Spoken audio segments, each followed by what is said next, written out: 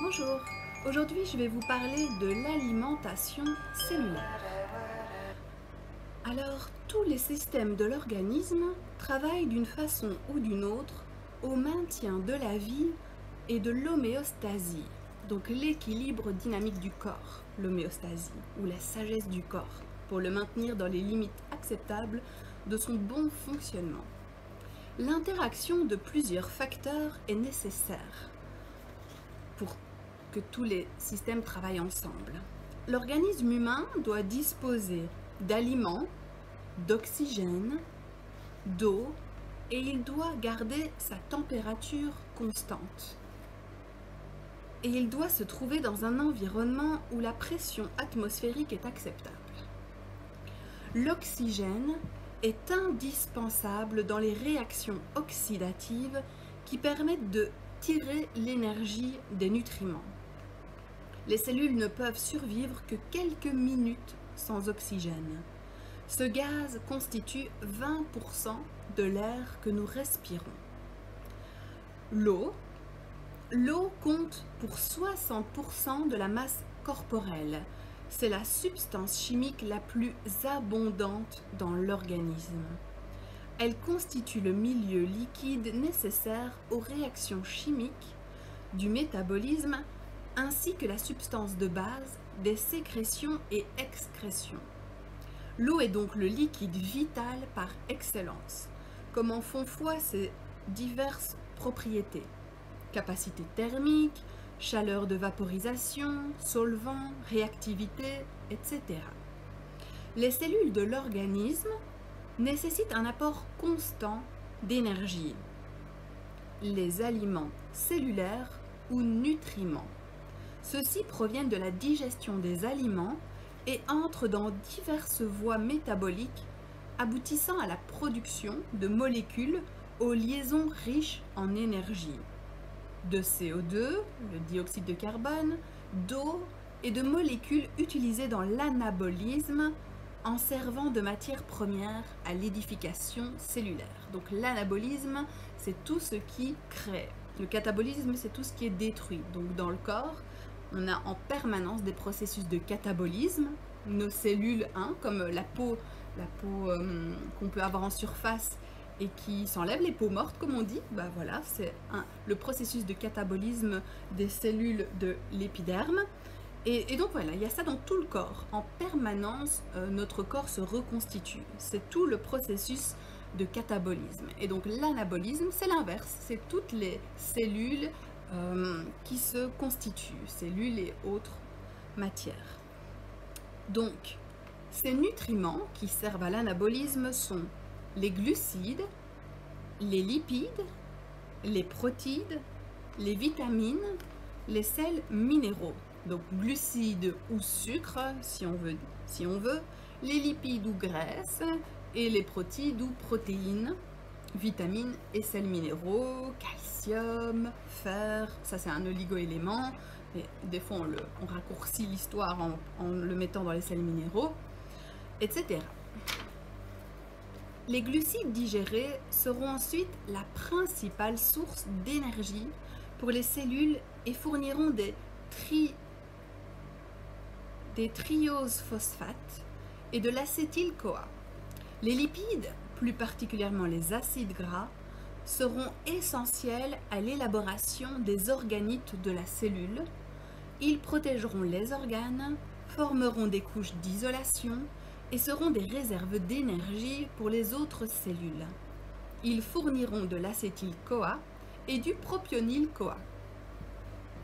Les protides, eux, et plus particulièrement les acides aminés, seront également essentiels à l'élaboration des organites des cellules. Ils fourniront de l'acétyl-CoA, de l'oxaloacétate et de l'alpha-cétoglutarate, du fumarate et du succinate. Les vitamines et les sels minéraux participeront notamment aux réactions chimiques du métabolisme à l'intérieur des cellules et au transport de l'oxygène du sang. Tous ces aliments qui sont introduits dans l'organisme le sont sous forme de molécules complexes, des macromolécules, donc macro pour grand, micro pour petit, qui devront subir des transformations avant d'être utilisables par les cellules. Donc les cellules ne peuvent pas utiliser les glucides, les lipides, les protéines telles qu'on les absorbe. Elles doivent être coupées en toutes petites molécules et là on pourra les utiliser. Alors ces transformations, pour pouvoir être utilisées, s'effectuent en 3 phases. Au niveau du tube digestif, des enzymes seront déversées dans la lumière du tube digestif qui contient en outre un liquide dont la composition ionique et le pH sont favorables à l'activité de ces enzymes. Les oosides y seront convertis en exoses. Les protéines, elles seront scindées en acides aminés et les lipides en glycérol et acides gras. Ces produits d'hydrolyse seront amenés au système métabolique central des cellules via les liquides circulants, lymphe et sang. Donc tout votre corps est nourri, tout notre corps est nourri grâce au passage de ces substances dans les liquides que sont le sang et la lymphe qui les amènent aux cellules, qui vont pouvoir les métaboliser, les intégrer et transmettre l'énergie. Donc l'énergie libérée lors de cette phase est faible et sous forme de chaleur. C'est plus tard qu'il va y avoir une forte libération d'énergie. Pas encore à ce niveau-là. Là, ça rejoint le sang et la lymphe. Ensuite, au niveau des cellules, les produits d'hydrolyse, donc toutes ces petites molécules scindées, seront transformés principalement en acétyl-CoA et propionyl-CoA, en alpha-cétoglutarate, en oxaloacétate, succinate et fumarate. Donc voilà, c'est tous des termes qui semblent compliqués, mais c'est juste pour leur donner un nom. Et puis en troisième, au niveau des mitochondries, donc vous avez forcément entendu ce mot à un moment ou à un autre, ce sont comme les centrales de l'énergie des cellules. Au niveau des mitochondries, le plus souvent, les produits du métabolisme seront transformés en oxyde, en CO2 et en H2O. CO2, c'est le dioxyde de carbone et H2O, c'est l'eau. Alors, c'est au cours des phases métaboliques 2 et 3, donc des transformations au niveau du tube digestif et au niveau des cellules, que la libération d'énergie est la plus importante. Elle est sous forme d'ATP, réservoir d'énergie. L'étude de ces voies métaboliques est l'objet de la biochimie. Tout ce que vous voyez avec des formules chimiques, ça fait partie du cours de biochimie.